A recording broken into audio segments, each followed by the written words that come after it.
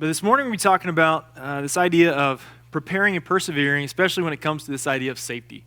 Safety is kind of this funny thing for us as a culture for many, many years, especially back in, if you're a younger person in the room, you probably grew up under this like safety culture. If you're older in the room, you're probably like safety's come a long way in many years. If you worked in manufacturing or in some kind of plant environment, I mean, like even just with the safety standards in which they've set over the years has been incredible, right? You've got all these kinds of things. You have to wear helmets. You have to wear your safety goggles. You have to wear like earplugs, and all these have a purpose, right? There is a design in place to keep you safe, because what they found is that certain things can happen to you. Yesterday we smelled the smell of rotten eggs in my home, and we're like Googling what that can be, and it's like saying, yeah, you might have a gas leak, and we're like, uh-oh, that's not good. So we call out Questar Gas, and he comes out to our house, and the guy comes out, and he's looking at our stuff, and he's testing everything, making sure we don't have a gas leak, because that's a bad thing, especially if you got kids. Not a good thing to have a gas leak in your home. Can't find anything, kind of find out it's probably something to do with the sewage and drainage, maybe even worse, I don't know. But as he's talking to us, he starts telling us all these stories about like all the bad things that kind of happen. And I'm kind of asking him, like, so what's like the worst thing you've seen? He's like, well, I've seen like houses blow up before. And I'm like, maybe I didn't need to hear that one. And he's walking through and he's talking about, yeah, all these safety things. He's got like his jeans are like flame retardant, and the shirt he's wearing is flame retardant, just so that he can keep him safe, so he doesn't get blown up on the job. He's a pipe welder, and he welds gas pipes. Like, just think about that. You're welding pipe where inside is a combustible thing that can blow up in your face, and it will be really bad for you. And he's talking about all these explosions and fires, and he's jumped on the ground. And I was like, so do you tell your wife all this stuff? He's like, well, I usually don't tell her when some of this stuff happens. She's usually better off that way. I'm like, okay, all right. But it made me think about this, and especially preparing for the sermon, this idea of safety. And over the years, you've got things like child-proof locks on your medicine cabinet and all these different child-proof things that would do for safety, and those are good. They're helpful. It keeps our kids safe and keeps our family safe. But I think there's an aspect of the safety culture that has kind of pervaded into the church, and which has been not a good thing. And I think inherent into the Christian faith, inherent into just our lives in general, is this aspect of danger and safety that we wrestle with back and forth. And you think about like the early church, you think about in the book of Acts, the apostles went out and they shared the gospel, and they were going from place to place, and as they shared, it was very dangerous for them. In fact, most of the apostles, from what we've seen out of church history, is that all of them were martyred for their faith except for one. It means people killed them because they told people about Jesus. Safety is kind of somewhat antithetical to the Christian life, somewhat opposite than what we think. But yet, as people, what is our guiding force and what we make decisions on is what keeps us safe, what keeps us comfortable. And that decides all sorts of things. Where you live, what kind of job you have, what do you do with your kids here or here or here, and all these things are guided by this idea of safety. Now, I think there's an aspect of that that's just very much good and healthy. If you're a parent who does not care about the safety and well-being of your kids, you're probably not a good parent. But there is an aspect of safety that we need to be careful of, that it doesn't become an idol in and of itself in which we worship. And in Christianity, following after Jesus is a very unsafe thing. Jesus never promises that when you come to Christ that your life is going to be taken care of, you're going to be healthy, you're never going to do anything bad, and everybody's going to like you. In fact, he says the opposite. When you follow Jesus, there is going to be people who just don't like you. It's not because they don't like you, it's because they don't like Jesus. And because they don't like Jesus, they're not going to like you because you claim the name of Christ. And so this idea of safety is very much opposite to what we're supposed to be following after as Christians. And by actually following after Christ, what the world views as safe, we'll be doing a very unsafe thing. Following after Jesus. This morning we're talking in Nehemiah chapter 4, and we're going to be talking about opposition that faces the Israelites as they go and continue to rebuild the wall, doing what God has commanded them to do and to follow through with that. We're going to be talking about opposition and how opposition comes as someone who follows after Jesus and something we should not be afraid of. So if you have your Bible, turn to Nehemiah chapter 4, and let's look into verse 1. Now when Sanballat heard that we were building the wall, he was angry and greatly enraged, and he jeered at the Jews. And he said in the presence of his brothers and of the army of Samaria, "What are these feeble Jews doing? Will they restore it for themselves? Will they sacrifice? Will they finish up in a day? Will they revive the stones out of the heaps of rubbish and burned ones at that?" Tobiah the Ammonite was beside him, and he said, "Yes, what they are building, if a fox goes up on it, he will break down their stone wall. Hear, O our God, for we are despised. Turn back their taunt on their own heads, and give them up to be plundered in a land where they are captives. Do not cover their guilt, and let not their sin be blotted out from your sight. For they have provoked you to anger in the presence of the builders. So we built the wall. And all the wall was joined together to half its height, for the people had a mind to work. But when Sanballat and Tobiah and the Arabs and the Ammonites and the Ashdodites heard that the repairing of the walls of Jerusalem was going forward, and that the breaches were beginning to be closed, they were very angry. And they all plotted together to come and fight against Jerusalem and to cause confusion in it. We see here that opposition follows righteous causes.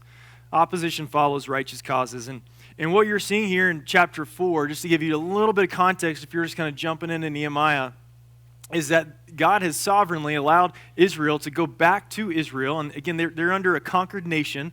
Persia is over Israel. They own the land. They own everything. They can tax the people, anything they want to do.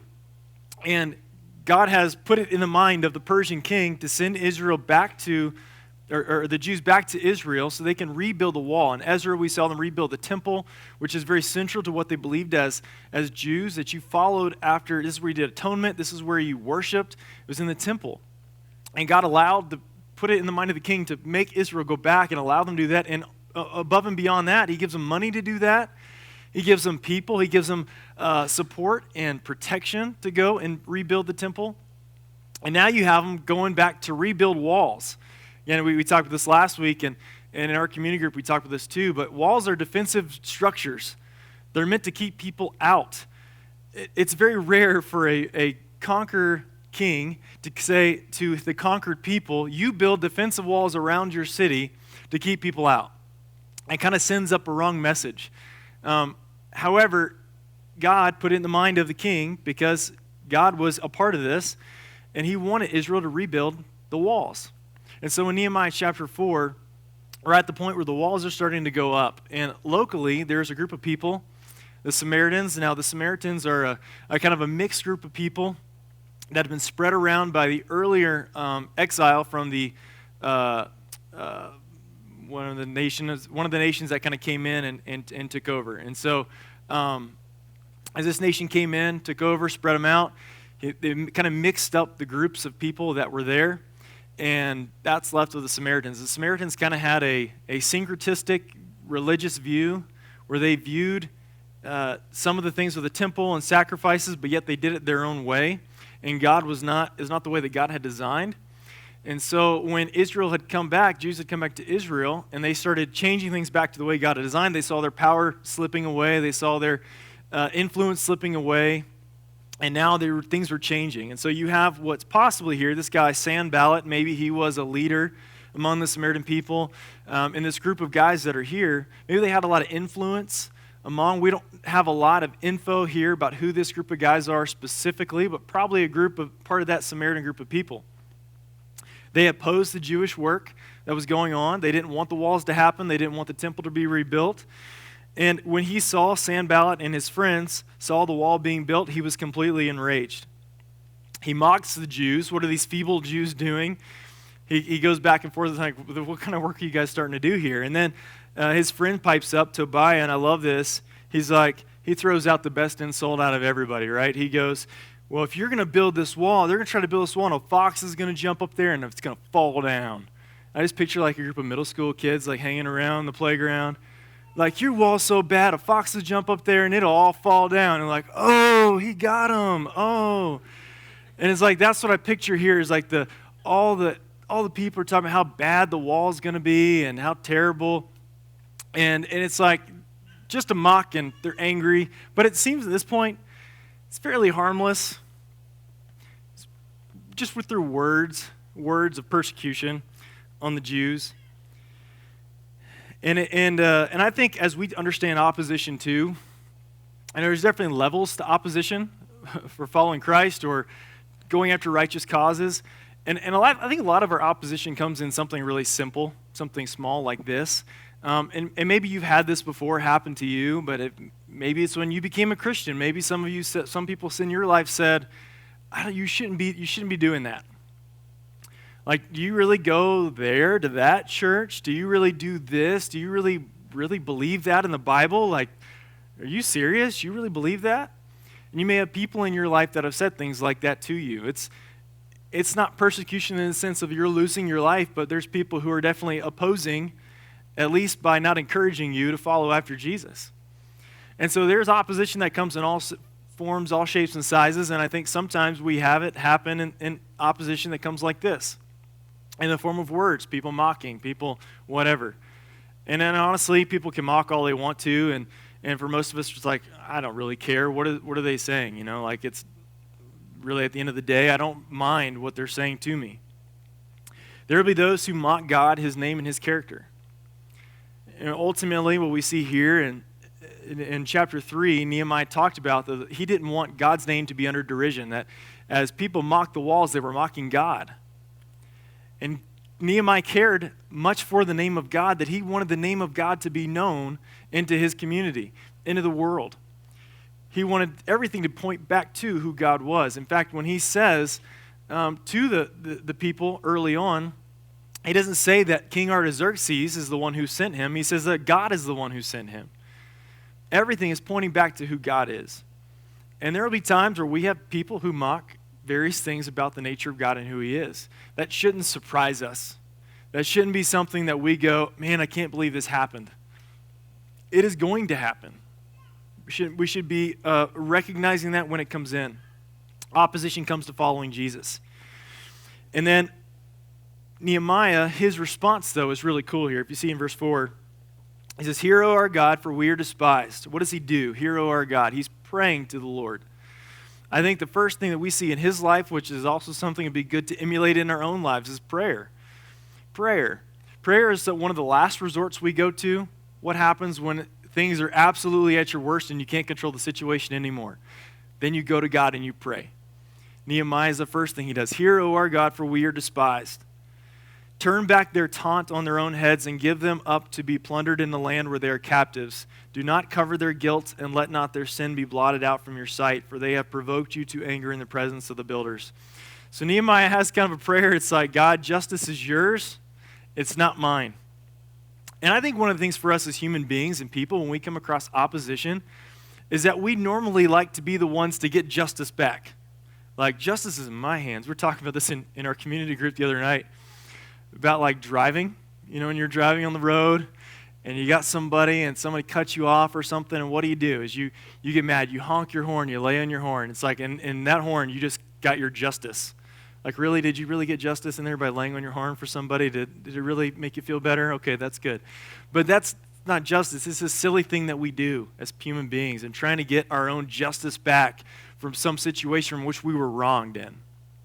It's so crazy. I remember as a kid, and my brother and I think I've shared this before, it's like if you had a piece of cake or a bowl of ice cream, like we instantly knew which one got more ice cream than the other one, right? Because we're comparing, we're looking in the bowls, and like he's got like a little bit more of an extra scoop than I do. And I'm like, hey, Mom, that's not fair. That's not fair. We want justice. I think one of the best things for us as Christians to realize is just that God, justice is his, it's divine, and it's all in his hands, and he's going to take care of that according to his will. We don't have to worry about that. And I think if we can get to this mindset when we feel like we are wronged and we understand that justice truly is in the hands of God, we are much freer people. Because when you can understand that God's going to take care of that in his time and his way, you don't have to worry about getting back at somebody because of how you were wronged. Are you going to be wronged in this world? Absolutely.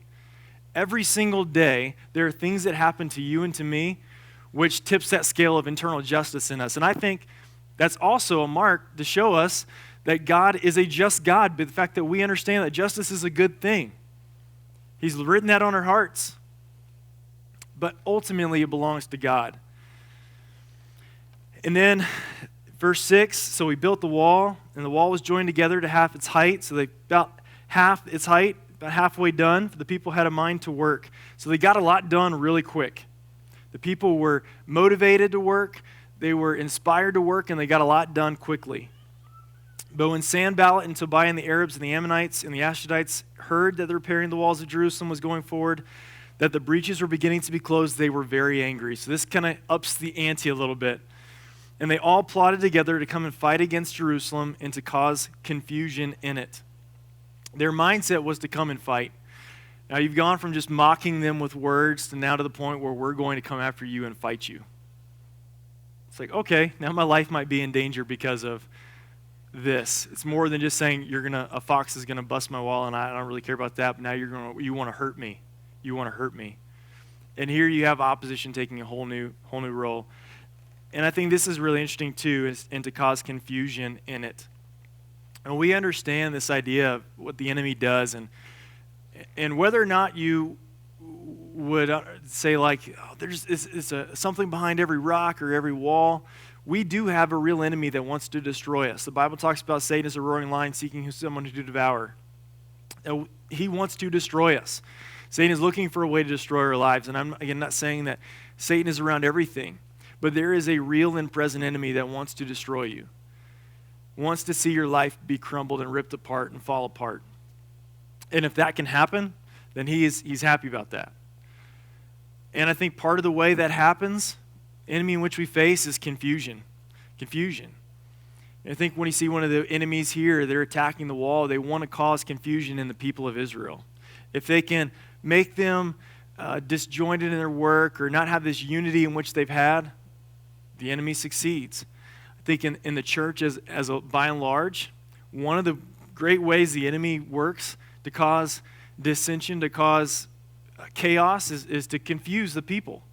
To say, okay, we're not sure exactly where we're at here, where we're at there. I mean, even look at what's going around in the country right now. And all the race relations, all the things that are going on in the riots in the streets, all the things between police officers, African Americans, all this stuff that's happening, and even in the church. I mean, if you go on blogs or articles or anything else, you can see comments, threads, and everything. I mean, it's just intense right now. And I think it's very easy to let these kinds of situations color our view and help us to get caught so much into our own perspective that we forget who Jesus is and what he came to do to bring us together under the banner of Christ as brothers and sisters, and to be fighting on the same side together. The enemy takes glory in that. God does not take glory in the fact that there's dissension among the Christian church. And I think just as a church, for us to remember that it's never about the little things. These little tertiary issues in which we find ourselves debating and getting caught up in and wrapped up in and fighting over. God doesn't get glory in that. He wants us united under the banner of Christ, under the banner of Jesus. We sang about these songs about what Jesus came to do for us on the cross. That he paid the price for sin, for your part and my part. That he took it on his shoulders. You and I didn't face that. We didn't take sin on us. We're incapable of taking sin on our shoulders. We're incapable of atoning for our own sin, but Jesus did that for us. He paid the price for sin and death. And because of that, we belong to him. We're his. Earthly allegiances and alliances. I mean, you think, and children of Israel here, where are they coming from? They're coming from Persia, but they're coming from all over the Persian kingdom. Persia is a huge country. Now they realize what keeps them together is their identity as Jews, going back to what God had called them to. And I think as a church, as Christians, we need to remember who we belong to. We are Americans because we're in America, but our ultimate allegiance is Jesus. Right? You go to a job somewhere and you're an employee of that company. but your ultimate allegiance belongs to Jesus. That's where it starts. It doesn't start with these other things, right, that tend to pull you in. We all have different football teams we like to watch on Saturday, but our ultimate allegiance is Jesus. It's Jesus. And I think it's so easy for us to forget that we belong to Him, and instead of these other things that tend to take over and take our mind and take our affections off of Him and on those things. Opposition comes. The enemy wants to distract us from what's in front of us, the righteous cause, the mission in which we've been given. But we need to remember God. 2, godly response to opposition. So what is the response that should be to this opposition? Verse 9, and we prayed to our God and set a guard as a protection against them day and night. In Judah it was said, the strength of those who bear the burdens is failing. There's too much rubble. By ourselves we will not be able to rebuild the wall. And our enemies said, they will not know or see till we come among them and kill them and stop the work. At that time the Jews who lived near them came from all directions and said to us 10 times, you must return to us. So in the lowest parts of the space behind the wall, in open places, I stationed the people by their clans, with their swords, their spears, and their bows. And I looked and arose and said to the nobles and to the officials and to the rest of the people, do not be afraid of them. Remember the Lord who is great and awesome, and fight for your brothers, your sons, your daughters, your wives, and your homes. Again, what does Nehemiah encourage the people to do first? To pray. In verse 9, and we prayed to God. And we set a guard as a protection against them day and night. I think there's 2 sides to this that we need to remember just in this whole idea of following after Christ, and this is going back to the whole idea of preparing and persevering.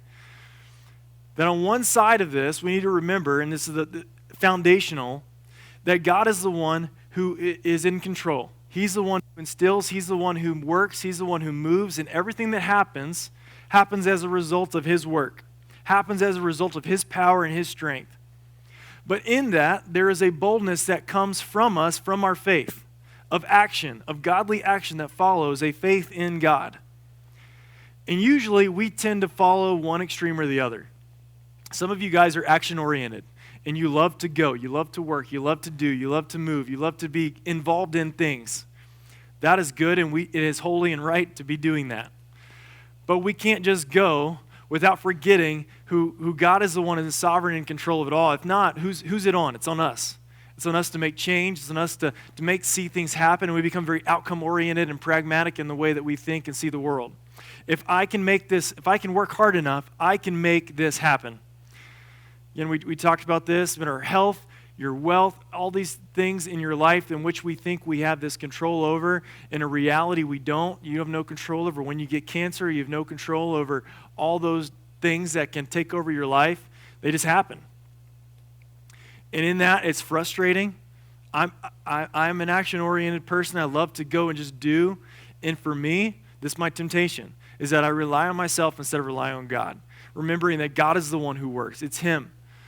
And so prayer focuses our mind off of the situation and onto the one who actually has control over it.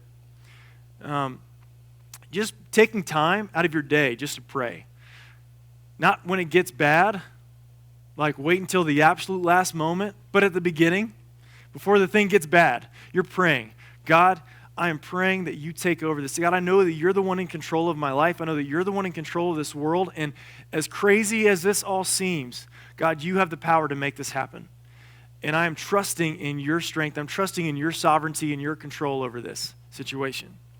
But on the flip side of that, there's also another group of people who you are ones who like to say, we're just going to pray about this and we're going to pray about this. And God's telling you to go, but we're stepping back because we're afraid. And we use prayer as a cover, like a spiritual guise, to make it sound good. Like, I'm just going to continue to pray about that, and I'll wait. I'm just going to wait. And what you're really saying is, God, I don't truly trust you to act and to follow through with this because I just want to sit back and wait. It's both. It's both. We have to have godly faith, but godly faith produces bold action, following after Jesus. And bold action happens. If you look all through the New Testament, again, if you look at the early apostles, they weren't killed for praying.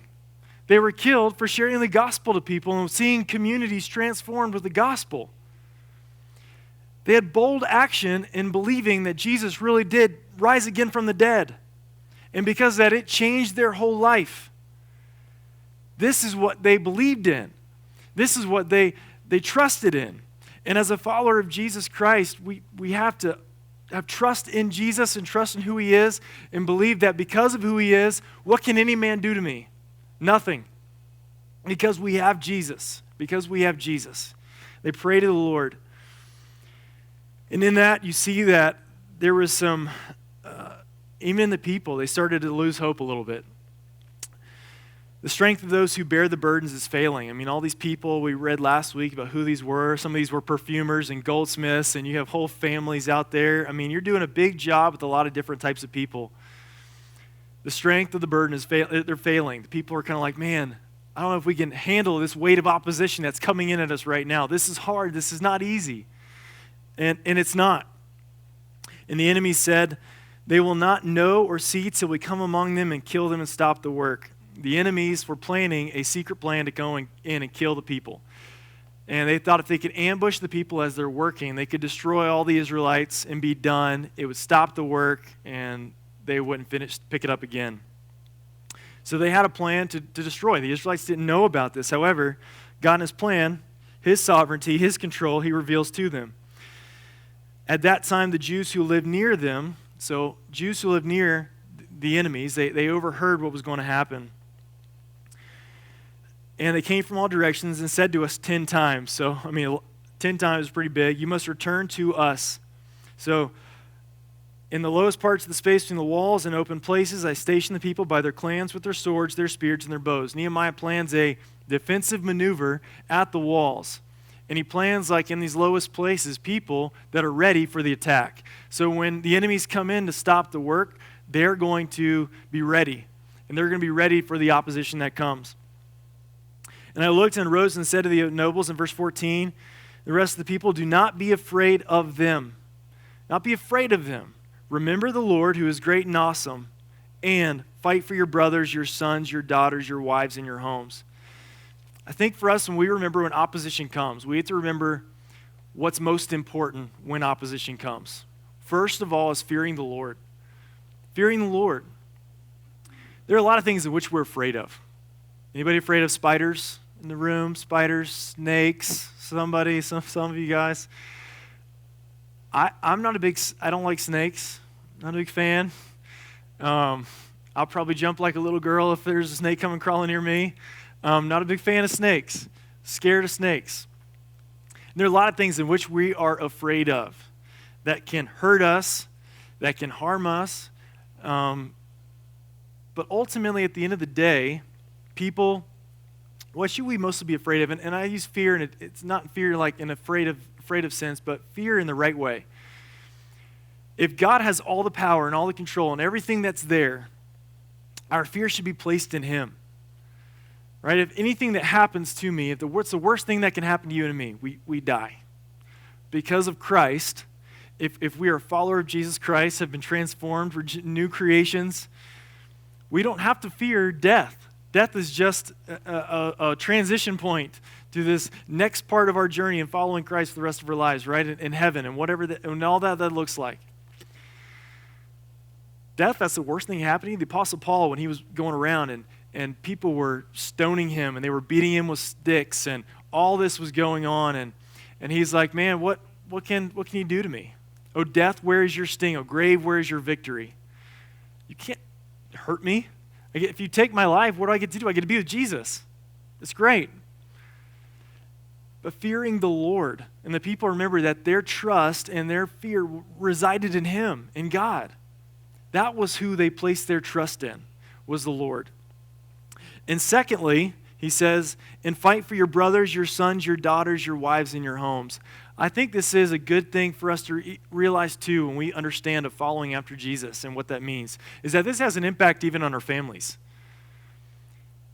For those in the room who have families, your fathers, mothers, following after Jesus and putting the fear of God first says something to your kids. It says something to your families. It says something to those around you. You're fighting for those who are in your house.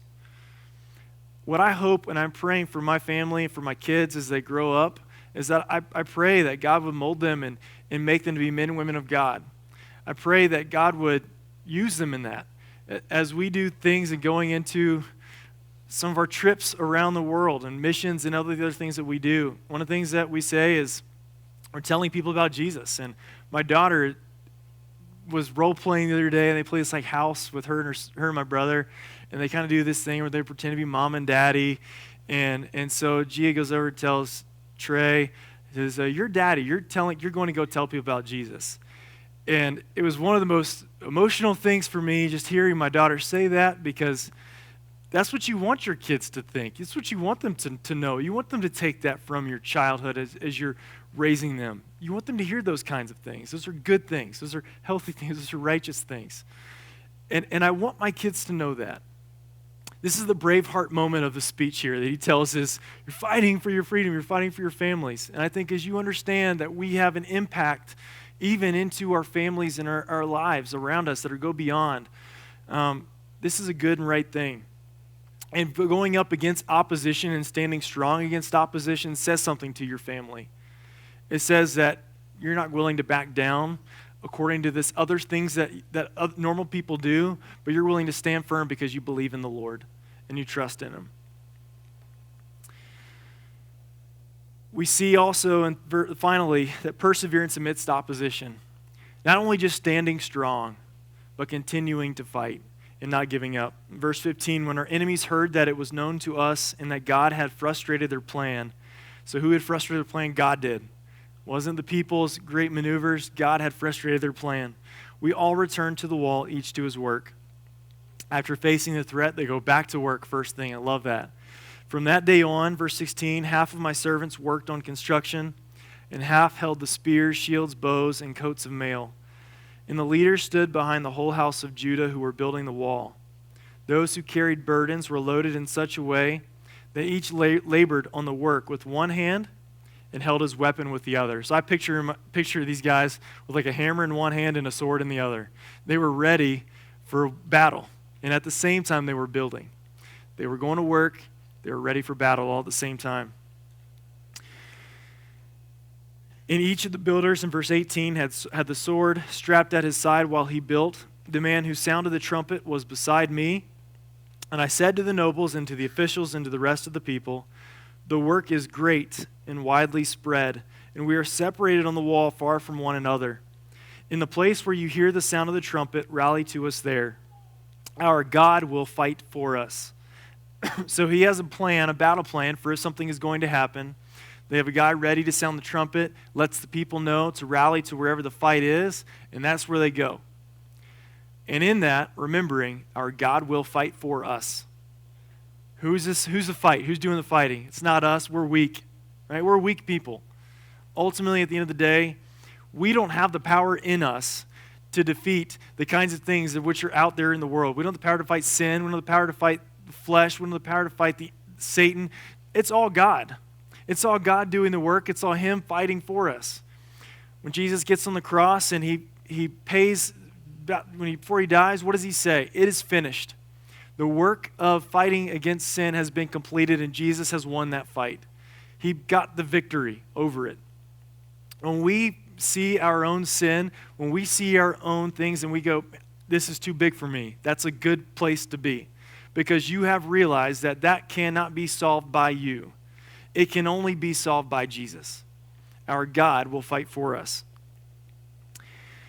And he says in verse 21, so we labored at the work, and half of them held the spears from the break of dawn until the stars came out. So half of them held the spears even until the stars came out. And I also said to the people at that time, let every man and his servant pass the night within Jerusalem. So they're not going to their homes outside of the walls that are being built. They're inside the walls, in the city.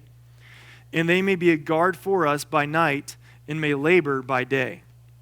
So neither I nor my brothers nor my servants nor the men of the guard who followed me, none of us took off our clothes. So they didn't put their PJs on. They weren't going to go to sleep and have a nice restful sleep. They were ready for action. Each kept his weapon at his right hand. And what I picture here is this whole thing. If you're at battle, if you're at war, and you know that there is an enemy right next door, you can't just have good sleep that night. You have somebody ready, and you're always ready to go. Because at any moment, the enemy can strike, and you have to be ready to fight. You have to be ready to defend what's yours. And the picture here is this idea of constantly being ready and being vigilant. Constantly being ready for the fight that's coming.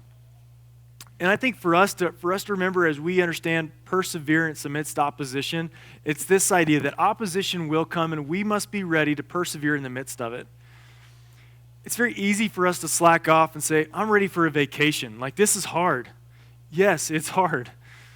But we don't get vacations. You think about that? There's no vacation for a Christian. We may have vacations, and when you may go to the Bahamas or something, or go over here to wherever, someplace, and enjoy a place with your family, but you don't get to take the Christian life off. In the middle of that, you are living for Jesus. Everywhere we go, everything in which we do, we are representing the name of Christ. We live for him. And because of the identity in which we've been given, it's all Jesus, right? It's all been God who's given us this life. But we don't have it off. And there are many days where I'm like, man, I just want to break. I just want this to not happen. And maybe you've had those days where everything seems to go wrong at the same time, and all these things pull at you at the same time. And you're like, I'm tired of this. I don't want this to happen anymore. It's perseverance. Continue the fight. Continue the fight. Continue the fight. And in that, remembering that the fight is not about you, but it's all about God doing the work for us. He is the one doing the fighting. It's not you and it's not me. And that should be the comforting thought of that. That at the end of the day, it's all the Lord. It's 100% God and 0% you and me. That's a hard thing for us to remember.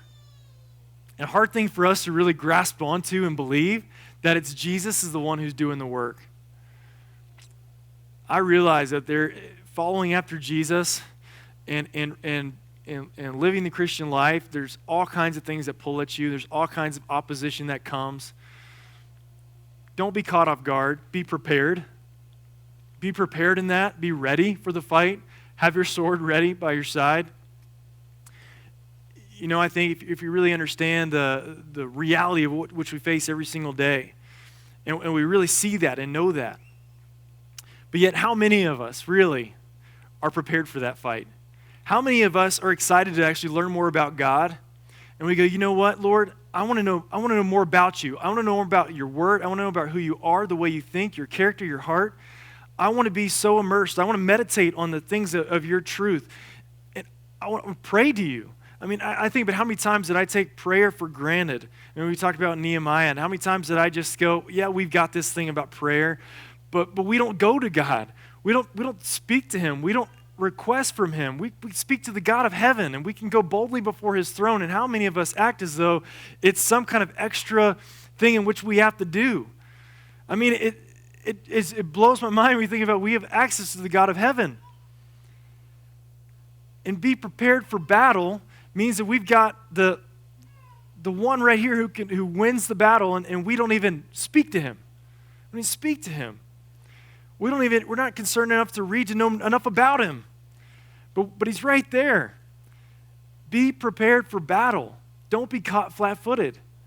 And in the middle of that, persevere. And we continue the fight, not giving up.